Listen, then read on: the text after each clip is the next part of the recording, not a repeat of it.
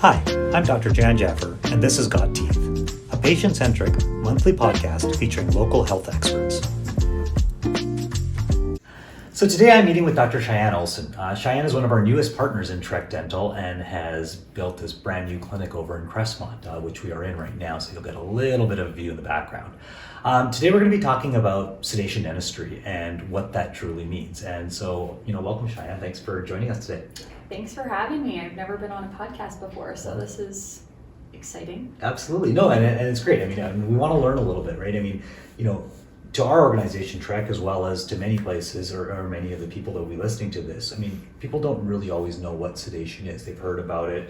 You have these fearful patients, but give me a, kind of the quick synopsis. Like, what is sedation dentistry? Yeah, sedation dentistry, it seems like a term that's thrown out there a lot and people don't have a lot of information about. It's actually a pretty broad term. There's several different items that fall under the umbrella of sedation, but essentially it's anything where people are using some sort of medication to help them relax during a dental procedure. There's a variety of types of sedation, and all of that sort of gets grouped into this one term, sedation dentistry. So what are where do you want to start? Do you want to talk about the types or why we would do it for the patient? We could talk about the types. Sure. So what are the different types of sedation that we could do for our patients? There's a variety. So they sort of fall on a spectrum.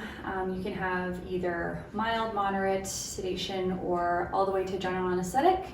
Starting with the mild forms on the spectrum, there's a few different options patients can choose from. Those being most commonly either nitrous oxide sedation. People seem to know that as laughing gas. It's typically portrayed in movies and TV shows commonly. Essentially a little hood is placed over a patient's nose, and while we work in their mouth, they breathe in a gas that helps them relax during their procedure. Another form of typically mild, sometimes moderate sedation is something called oral sedation. This one's also pretty common. Patients can have either a pill or sometimes a liquid drink to have, and it helps them relax again during their appointment, sort of takes the edge off. Then moving beyond that into a little bit deeper on the sedation scale, you reach IV conscious sedation. Because we can give medications through an IV directly into your bloodstream, medication effect is typically much more potent, works much quicker, and so people can choose that for certain procedures. And then finally, at the end of the spectrum, the sedation a lot of people refer to as sleep dentistry is actually called general anesthetic. And that's when people are completely asleep, completely unconscious, and have no idea what's going on during their dental procedure. Right. So inside a dental practice or inside your dental practice, which ones are you able to do and which ones would not be, done inside of a general dentist office? Mm-hmm. So all of these modalities, they require certain training. At this office, we do the oral sedation, nitrous oxide sedation. You're actually able to combine the two, so the combination, as well as IV conscious sedation. General anesthetic is administered typically by an anesthesiologist in a specialized facility like a hospital or a surgical suite, and so that's something that's done outside of a normal dental clinic. Okay. And so, are these safe to do on patients? Obviously there's got to be some sort of risk, or are there concerns with, when we're doing this for patients? Mm-hmm. That's a really good question, and it's one we get a lot, and it's very justified. Generally, it is very safe as far as the way patients are monitored. There's certain instructions and rules put in place to help patients maintain their safety. Dentists undergo specialized training, but that being said, there's patients who are better candidates than others. Before anybody ever receives sedation, they'll have a thorough review of their medical history and make sure they're a good candidate for it, because we want to make sure that everybody's as safe as possible. And so are there certain types of patients or who should have sedation, and why would somebody need sedation or want sedation, I guess? I guess there's not really a right or wrong answer. Nobody has to have sedation, and nobody has to have dental work done without sedation if they don't want. Sort of depends on patients' comfort level, patients, if they've had a bad experience in the past, they may choose to have sedation in the future. If they're undergoing an invasive procedure, even if they're not that nervous for it, but they would just rather have some help to make it a bit more comfortable. Some patients are only nervous for parts of a procedure. For example, we commonly get people who only want, say, laughing gas while they have an injection, and then after that they're good to go for the rest of the procedure without any help or sedation on board. So it's really up to patient's preference and what their comfort level is. And for you, are there certain procedures you do under sedation, or what kind of procedures would we do under sedation? Yeah, well, anything can be done under sedation as much as it can be done while a person's awake. Commonly, I would say people will choose to have sedation if they're having something more invasive like extractions or a lot of fillings and it's a big appointment for them.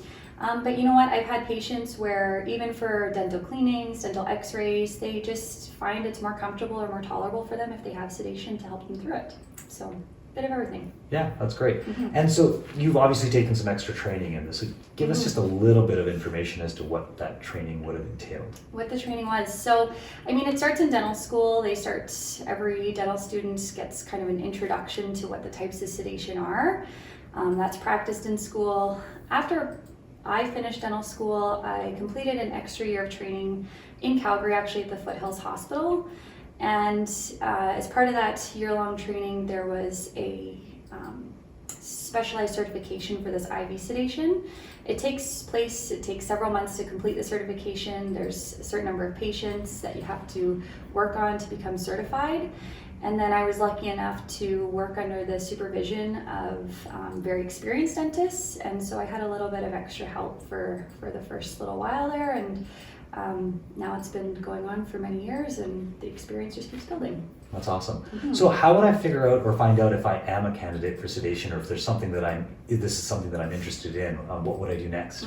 I would say talk to your dentist.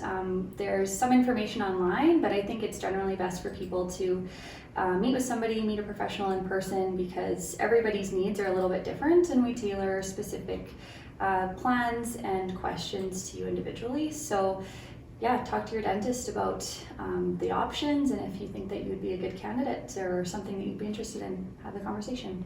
Perfect. So anything I've missed, any last bits of information that anybody would need to know about sedation, or anything else that you want to add to that? I just think it's something, I think dental anxiety is something that a lot of people deal with. We meet people all the time who they say the dental office is not their favorite place to be. So there's no need to be shy. We have all these options available to us. So of course, if people want to just white knuckle through it or just suck it up sort of thing, they're welcome to do that. But there's lots of options available for patients who feel like they want something additional to help them through these times.